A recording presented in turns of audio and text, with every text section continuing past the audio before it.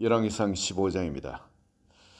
열왕기상 15장에 많은 왕들이 또 나타나고 사라지고 합니다만은 하나님께 또 우리에게 교훈을 주는 귀한 왕이 있습니다. 아사왕인데, 아사왕은 유다의 왕이 되어서 41년 동안 다스리게 됩니다. 특별히 앞에 세 왕, 사울과 다윗과 그리고 솔로몬과 이 왕들이 그렇게 40년을 다스리게 되죠. 그런데 이 유다 왕 아사는 41년간 다스리도록 하나님께서 은혜를 베푸십니다. 그의 평생에 참 하나님 앞에 정직하게 행했다 그럽니다. 아사가 11절을 보시면 아사가 그의 조상 다윗같이 여호와 보시기에 정직하게 행하며, 하나님이 보시기에 아사가 정직하게 행했다는 겁니다. 다윗이 그래 했던 것처럼. 다윗도 우리아의 아내 바세바의 일 외에는 평생에 하나님 보시기에 정직하게 행했다 그러죠. 근데 아사는 그런 일 없이 하나님 앞에 평생에 정직하게 행했다 그럽니다. 참 귀한 왕입니다. 그는 12절에 보면 남색하는 자, LGBTQ입니까? 그 땅에서 쫓아내고 그의 조상들이 지은 모든 우상을 없애고 우상을 다 제거했다는 겁니다. 또 그의 어머니 마아가가 헤모스는 아세라상을 맞음으로 태우의 위를 패버렸다. 어머니의 직위를 패버린 겁니다. 태우의 위를. 참 그 혈족한테 그렇게 하기가 얼마나 어렵습니까? 그리고 자기를 키워온 그 수많은 왕비가 수없이 많지 않습니까? 임금의 아내가 수없이 많은데 그 중에서 왕자로서 자기가 자라고 있는데 그 어머니가 그러니 자기가 왕이 되도록 얼마나 노력을 했겠습니까? 근데 그 어머니의 태우의 위를 패버렸다는 거예요. 왜? 우상을 섬겼기 때문에. 그리고 그 우상을 찍어가지고 기도로 시내가에서 불살라버렸다. 다만 산당은 없애지 아니하니라. 다윗 때도 그랬던 것처럼 솔로몬 때도 그랬던 것처럼 산당은 없애지 아니했고, 그렇지만 아사의 마음이 일평생 여호와 앞에 온전하였다. 이런 이야기를 듣는 게, 우리가 죽어서 하나님 앞에 가서 이런 이야기를 들으면 얼마나 행복하겠습니까? 일평생 하나님 보시기에 정직하고 온전했다는 겁니다. 이 솔로몬에게 약속하신, 다윗에게 약속하신 약속이 이거거든요. 네가 마음이 온전하여 정직하게 내 앞에서 바르게 하여 행하면은, 그리고 내 율로와 법도를 지키면은 네 위에 앉을 네 자손이 끊이지 아니하였다. 자손까지 축복을 하십니다. 그 아사가 일평생 내후 외환도 있죠.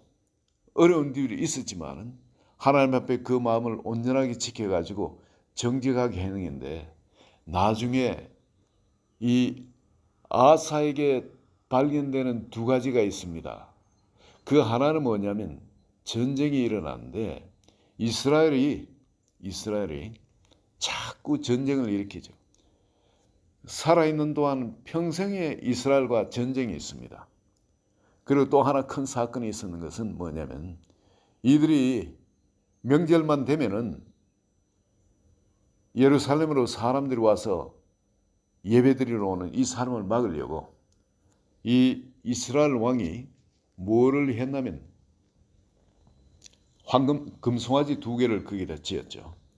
그리고 그 사람들을 아예 그 왕래하는 걸 그는 끊어버려요. 그리고는 아예 이제 공격하기 위해서 17절에 한번 보시면은 17절에 이스라엘 왕 바사가 유다를 치러 올라와서 라마를 건축하여 사람을 유다 왕 아사와 왕래하지 못하게 하려 한지라. 이 라마를 건축해서 아예 사람들이 오지 못하도록 하게 한. 그래서 이때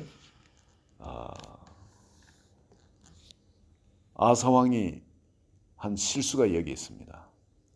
무슨 실수냐면은 18절에 아사가 여호와의 성전 곳간과 왕궁 곳간에 남은 은금을 모두 가져다가 그 신하의 손에 넘겨 다메섹에 거주하고 있는 아람의 왕 헤시온의 손자 다브림몬의 아들 베나단에게 보내며 이르되 나와 약조를 하자. 저들 치라. 이 돈을 주겠다.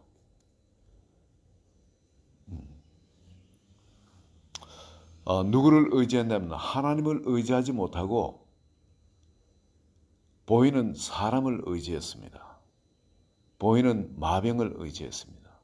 내가 가진 마병이 약하니까 여기서 조금만 더 힘이 강한 다른 어떤 나라와 연합해서 그들이 우리를 쳐주기만 하면은, 그들이 우리를 도우기만 하면은, 그래서 이스라엘 치기만 하면은 우리에게 평안이 있겠는데, 우리가 이제 전쟁에 아예 승리할 수 있겠는데, 그런 마음이 들어가지고 그렇게 움직이는데, 세상적으로 보면은 참 이건 잘한 일입니다.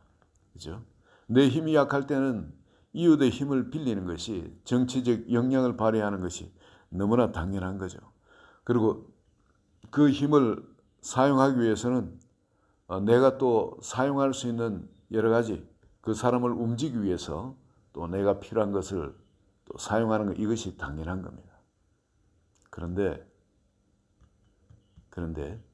문제가 뭐냐면은 18절에 아사가 여호와의 성전 곳간, 왕궁 곳간에 남은 은금을 모두 가져다가, 이 성전 곳간의 은금을 가지고 이런 일을 했다는 겁니다. 하나님께 있는 그 은금을 가지고, 하나님께 드려진 은금을 가지고 사람을 의지했다는 겁니다. 왕궁 곳간에 있는 것까지도 성전 곳간에 옮기면서 나는 전혀 이런 정치적 술수를 쓰지 않고 하나님을 살든지 죽든지 하나님만 전적으로 의지하겠나이다 하고 그렇게 넣었다면은 하나님께서 그 일을, 그의 기도를 응답하지 않았겠습니까? 일평생 그가 하나님 앞에 온전하고 정직하게 그렇게 행했다면은 하나님이 그의 기도를 왜 들으시지 않겠습니까? 항상 이 하나님 앞에 자기 자신을 온전히 올려드리고 그렇게 사는 것이, 그 시간이 오래되게 되면은, 그리고 문제가 빨리 기도 응답이 늦어지면은, 빨리 해결 안 되면은 우리 마음이 좀 상할 수가 있습니다. 믿음이 연약해지는 그런 수가 있습니다. 그러다 보니까 마치 다윗이 한 실수처럼 끊임없이 그 위해가 사울의 그 압제하는 그 손이 자기를 떠나지 않으니까, 그 세월이 오래 가니까 자기 생각에 내가 필시 이 사울의 손에 망하겠다. 그리고 블레셋 땅으로 그렇게 들어가서 블레셋 왕에게 몸을 의탁하듯이, 그 블레셋 왕을 의지하듯이 아사 왕이 지금 그런 일이 일어난 겁니다. 보이는 이 다메섹, 그것의 베나단한테 모든 걸 의지하고 그 화친을 그렇게 맺게 됩니다. 왕궁 곳간의 것을 손을 대지 않고 그런 정치적 역량을 발휘한 건 참 잘한 것인데, 문제가 왕궁 곳간에 손을 대었다는 것, 하나님을 순전히 의지하면서 또 주님이 주시는 마음대로 그렇게 그런 일을 하는 것은 좋은 일입니다. 그러나 하나님이 중심이 돼서 일을 한 것이 아니라 자기 생각 중심으로 하는 것, 이것이 화를 불러들이는 일입니다. 물론 그게 문제는 그 당시 풀어지죠. 그러나 그건 화를 불러들이는 일입니다. 이게 첫 번째고, 두 번째로 보면은 23절에 보면 아사의 남은 사적과 모든 권세가 그 행한 모든 일과 성읍을 건축한 일이 유다왕 역대 지력에 기록되지 아니하였냐. 그런데 그러나 이야기 나옵니다. 그러나 그는 늙음하게 발에 병이 들었더라. 들면 의원을 찾는 게 정상인데, 역대하 16장 9절을 보면은 이 아사 왕에 대한 선지자의 책망이 나옵니다. 여호와의 눈은 온 땅을 두루 감찰하사 전심으로 자기를 향한 자에게 능력을 베푸시나니 왕이 이 일에 망령되이 행하였다. 발에 병이 들면 의원을 의지하는 게 당연한 거 아니겠습니까? 그런데 의원을 의제가 치료했는 거 이게 대해 뭐 잘못된 것이 있다고 하나님이 이렇게 말씀하실까요? 평생에 정직하고 온전하게 하나님 앞에 행했는데 왜 하나님이 이걸 트집 잡으시냐? 섭섭하신 겁니다. 하나님은. 하나님은 병을 치유하실 수 있는 분입니다. 우리가 전심으로 하나님을 의지하고 그리고 하나님께서 말씀하셔서 또 의원을 통해서 치유받도록 하시면은 그건 참 아름다운 거죠. 그러나 우리가 하나님을 의지하지 않고 내 삶의 위기가 닥쳐왔을 때 의원을 의지하는 거, 세상의 의술을 의지하는 거, 하나님이 이거 미워하시는 거예요. 우리 성도님이 이거 잘 알아야 되는 거예요.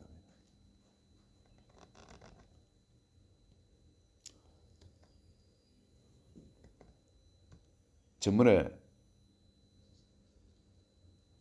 나무에서 떨어져 가지고 양쪽 팔이 부러져 버렸습니다. 이 팔이 내가 보니 팔이 우스운 거예요. 이게 이 팔이 이래 있으면은 이렇게 여기에서부터 이게 이렇게 팔이 이렇게 되어버린 거예요. 이렇게 디귿자로 이렇게 구부러지고 양쪽 팔이 다 나무에서 떨어져가. 그 얼굴엔 피가 흐르고. 그런데 이거를 집사람이 알도록 내가 이야기를 하면은 아주 기절할 것 같아가지고 그런 모습 보고. 그래서 알리도 못하고 이 문을 열었는데 문이 안 열리는 겁니다. 그래서 이걸 이 양쪽 손을 갖고 이거 노브를 갖고 이렇게 올려가 이 중간에 이어 부러졌으니까 이렇게 양쪽 다.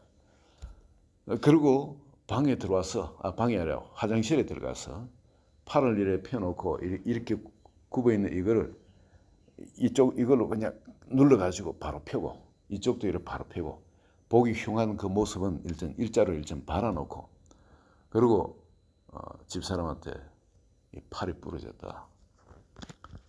그래 뭐 얼굴에 피가 나고 해놓고 보면 난리지. 저는 피를 씻을 수가 없으니까. 그리고 이제 병원에 갔는데 의사가 보험이 없다고 수술을 안 해주겠다는 거예요. 그리고 기부스만 해가지고 내가 이제 그 의사한테 한 말이 당신이 수술해 주면은 정말 좋은 거고 복받을 일이고 그러나 당신이 수술하지 않아도 나의 하나님이 수술해 주실 거다. 봐라. 이제 그러고 나왔어요. 나와서 뭐 다른 의사를 통해서 그 수술할 수도 있고 뭐 돈이 몇만 불 들지만은 이게 또 의료 시스템이 좋아가지고 천천히 이렇게 갚아도 되는 거 아닙니까? 그런데 우리 교인들한테 와서 한번 물어봤습니다. 물어보니까 박영동 선교사님이 그건 수술을 해야 됩니다. 필름 하나 엑스레이 그걸 보내주세요. 그 엑스레이를 보내드리니까 의사니까 자기 한국에 있는 최고의 그 의사 친구래요. 그 정형외과. 그거 보냈더니만 이거는 절대 안 된다. 이거 수술해. 박살났다. 그 뼈를 전부 다 수술해가 입고 쇠로 입고 대고 뭐 해야 된다. 이대로 있으면 병신 된다. 병신. 아무 손을 못 쓴다. 양쪽 팔을. 그래서 이제 저는 제 마음에 확신이 오는 게 뭐냐. 주님이 치유해 주신다는 그 확신. 우리 성도님들한테 물어봤어요. 다음 주에 양손을 이렇게 쓰지 못하고 그냥 설교를 하면서 이분 여전히 설교할 수 있으니까 그래서 성도님들 물어봤는데 이거 어떻게 하면 좋겠습니까? 이렇게 의사는 이렇게 하는데 저한테는 믿음이 이러옵니다. 수술하지 마십시오. 우리 성도님이 어떨 때 보면 좀 약간 섭섭하기도 하고 그런데 그 믿음이 얼마나 반갑던지 말이죠. 그래서 수술 안 했습니다. 수술 안 하고 하나님이 일 하실 거라. 그리고 한 2주간 지나가지고 그 엑스레이 필름 그걸 다시 한번 찍어봤습니다. 찍어봤더니 그 간호원이 있다가 막 달려가는 거예요 안으로. 그래서 사람들이 그쪽 의료진들이 전부 다 나와가지고 필름을 보면서 의사의 설명을 듣는 겁니다. 근데 의사는 수술 못 해주겠다는 의사였고 그리고 이쪽 두 개의 필름을 비교하면서 그 사람 뭐 할 말이 없죠. 할 말이. 하나님이 하신 일이니까. 거기 무슨 할 말이 있겠습니까? 하나님을 전적으로 의지하는 거, 저는 평생에 이런 일이 수없이 많이 있었습니다. 우리 가족에 죽을 병에 걸리는 그런 일이라든지 아내한테도 그렇고 우리 자녀들한테도 그렇고. 그런데 전적으로 하나님을 의지했을 때 하나님이 기적을 베풀어 주셨어요. 이건 하나님은 우리 아버지시고 살아 계십니다. 우리와 함께 하십니다. 우리가 마음을 전적으로 하나님을 온전히 정직히 해서 그의 앞에 행하면 하나님께서 자기 마음을 우리에게 두시겠다 그랬어요. 우리의 눈을 주님이 그 눈을 우리에게 두시겠다 그랬었어요. 그리고 자기 이름을 우리에게 두시겠다 그러셨어요. 자기 영광을 드러내시겠다는 거예요. 문제는 우리가 세상에 여러 가지 위협이 오면은 하나님보다 세상을 더 의지하는 겁니다. 물론 주님이 말씀하시면은 그 어떤 것이라도 그대로 행하면 돼요. 히스기야 왕도 낫지 않은 불치병에 무화과를 종처에 얹으라. 그 의사가 와서 무화과를 종처에 얹는 거예요. 이건 말도 안 되는 치료법이죠. 그러나 그걸 허용을 했습니다. 그랬더니 하나님이 의사의 손을 통해서 무화과를 종처에 얹는 방법으로 치유를 하셨어요. 하나님은 우리가 그분을 전적으로 의지하기를 원하시지, 우리가 약을 쓰든지 의사를 쓰든지 쓰냐 안 쓰냐 이것을 중심으로 보는 것이 아니고 우리 마음 중심에 하나님을 정말 전적으로 의지하느냐 다른 것을 의지하느냐 이걸 보신다는 거예요. 거기서 하나님의 마음이 섭섭하실 수도 있고 또 하나님의 마음이 그걸 통해서 더 기뻐하실 수도 있고 그런 겁니다. 오늘 감사하게도 이 양쪽 팔이 지금 이 갖고 망치질도 하고 도끼질도 하고 지금 그럽니다. 하나님 살아계십니다. 역사하시는 하나님입니다. 전심으로 하나님을 의지할 때 마음을 온전히 하여 하나님 앞에 정직히 하여 하나님 앞에 행할 때 하나님 오늘도 우리 삶에 우리를 통해 자기 이름을 드러내시기를 원하십니다. 오늘 그 하나님이 나와 함께 삶에서 동행하신다는 것을 잊지 마시고 그분을 앞세우시고 그분과 동행하는 여러분 되시기를 예수 그리스도의 이름으로 축원드립니다.